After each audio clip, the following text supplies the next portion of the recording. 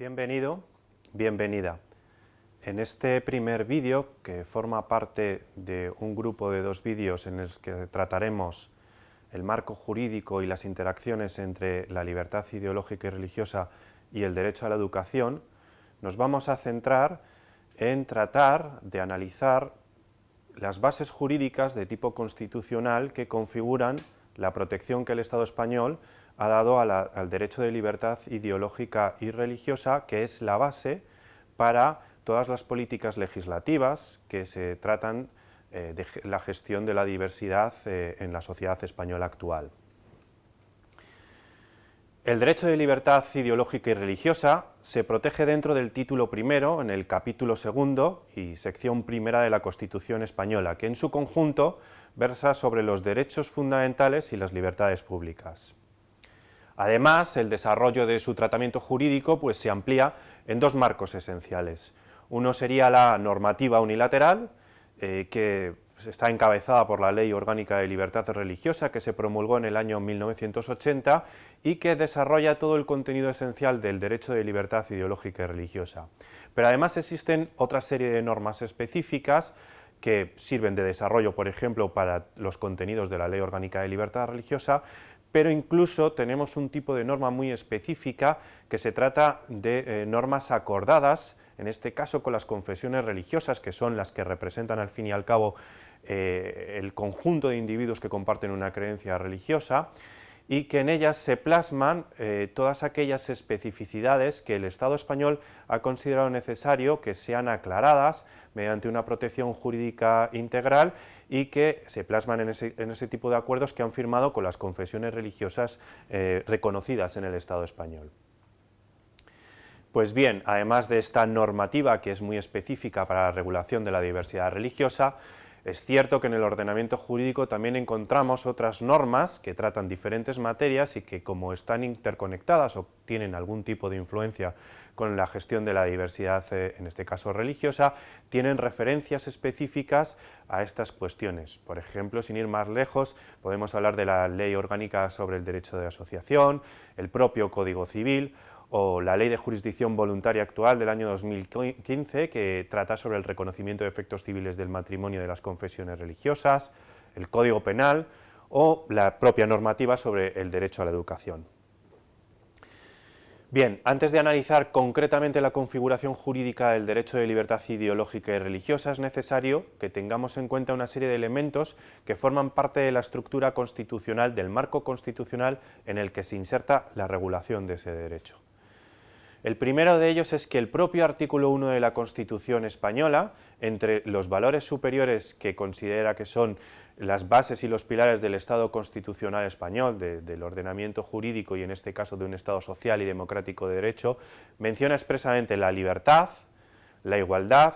la justicia y el pluralismo. Esos valores son la base de cómo se construirá la protección jurídica del derecho de libertad ideológica y religiosa.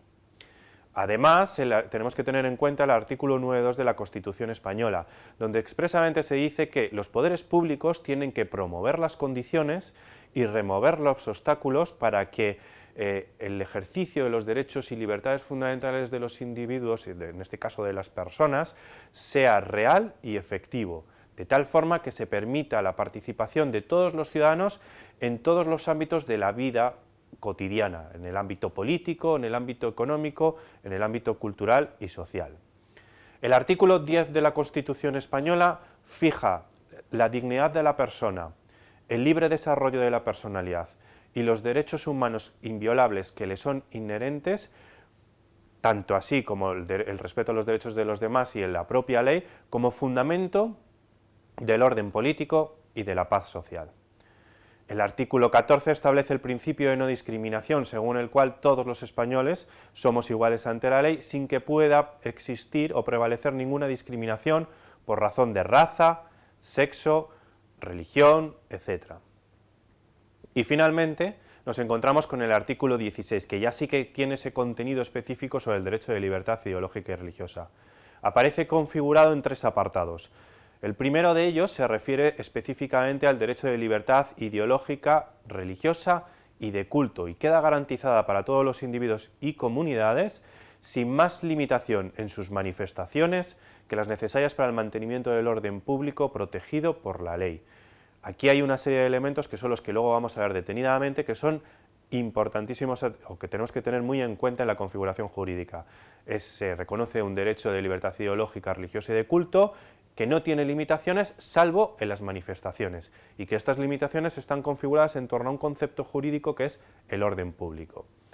El párrafo segundo contiene el elemento de que nadie será obligado a declarar sobre su propia ideología, religión o creencia. Y finalmente, el apartado 3 se refiere específicamente al hecho de que ninguna confesión tendrá carácter estatal. Eso sí, los poderes públicos tienen que tener en cuenta las creencias de la sociedad española y por ello mantendrán las consiguientes relaciones de cooperación con las confesiones religiosas que representan a esas creencias religiosas dentro de la sociedad española.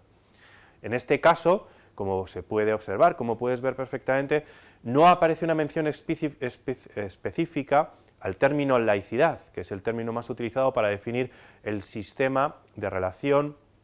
Iglesia, o en este caso confesiones y poderes públicos en la gestión de la diversidad religiosa en el Estado español. Es un término que en este caso designa específicamente el Tribunal Constitucional, pero sí que se deriva de la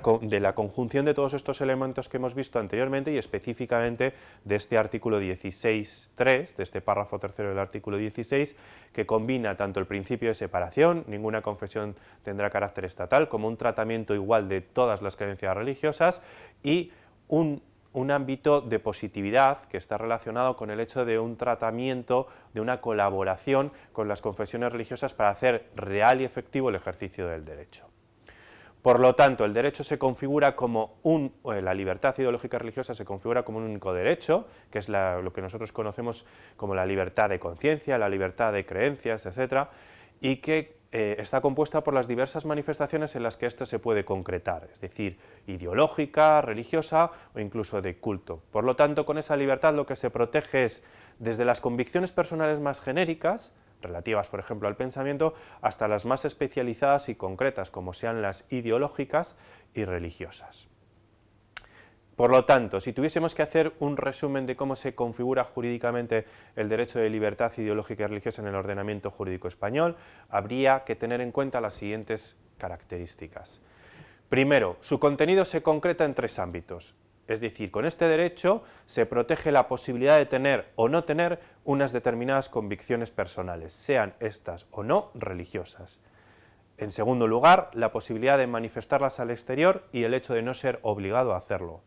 Y en tercer lugar, la posibilidad de actuar conforme a ellas y, por ende, no ser obligado a actuar en contra de ellas.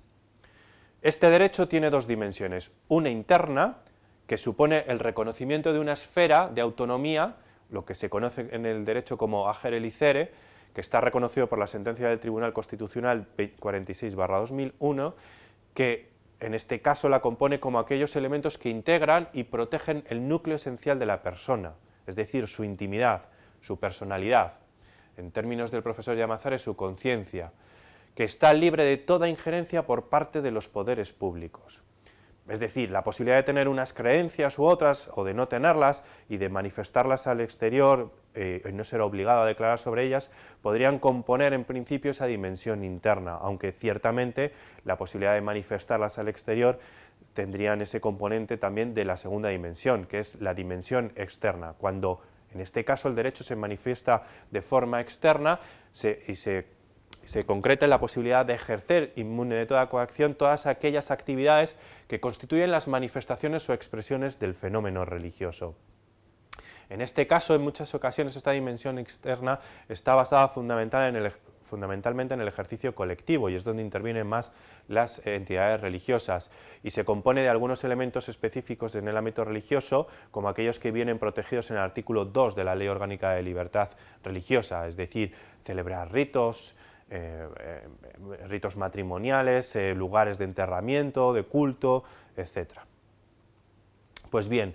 en este segundo ámbito, en esta segunda dimensión, es donde se exige a los poderes públicos una actitud positiva, que en este caso tiene una perspectiva asistencial o prestacional conforme a lo que establecía el propio artículo 2 de la Ley Orgánica, es decir, intentar hacer efectivo y real el derecho, en este caso, de libertad ideológica religiosa, También en esta segunda dimensión es donde se produce en concreto la actividad de control o del establecimiento de los límites relacionados con el orden público del ejercicio del derecho. Por lo tanto, en la configuración constitucional, la dimensión interna, es decir, la autonomía, el claustro íntimo de creencias, queda exento de toda injerencia por parte de los poderes públicos. Mientras que es la dimensión interna donde se sitúa, en este caso en el ámbito público, donde se hace la práctica pública y donde se sitúan los límites constitucionalmente previstos. Es en esta dimensión externa donde los poderes públicos tendrán que gestionar la diversidad en el espacio público, la diversidad religiosa, es decir, lo que hacen es gestionar el espacio común de todos a través de dos actuaciones específicas. La primera de ellas es la actitud de control, fijando la aplicación de los límites, que en este caso, como en todo Estado democrático, la aplicación de los límites debe ser restrictiva, debe ser operada desde los tribunales y ha de seguir unos criterios jurídicos muy marcados, es decir, ha de ser conforme a la ley. Y la segunda actividad que realizan los poderes públicos es esa actividad promotora de tipo genérico que hemos identificado como la actividad prestacional y que se concreta en el conjunto de medidas que permitan el pleno ejercicio de los derechos fundamentales de libertad ideológica y religiosa.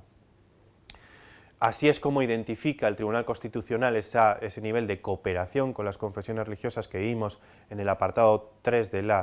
artículo 16, lo interrelaciona con el artículo 9.2 que también hemos visto en ese momento en el cual hablábamos de que los poderes públicos tienen que hacer esas medidas para facilitar el ejercicio de los derechos fundamentales por parte de los ciudadanos y así fomentar la participación, y es en su conjunto el modelo de laicidad positiva que ha establecido el Tribunal Constitucional, tal y como ha sido identificado por la doctrina, con ese sistema de cooperación en el sentido positivo para mejorar el ejercicio del derecho de libertad ideológica y religiosa. Muchas gracias.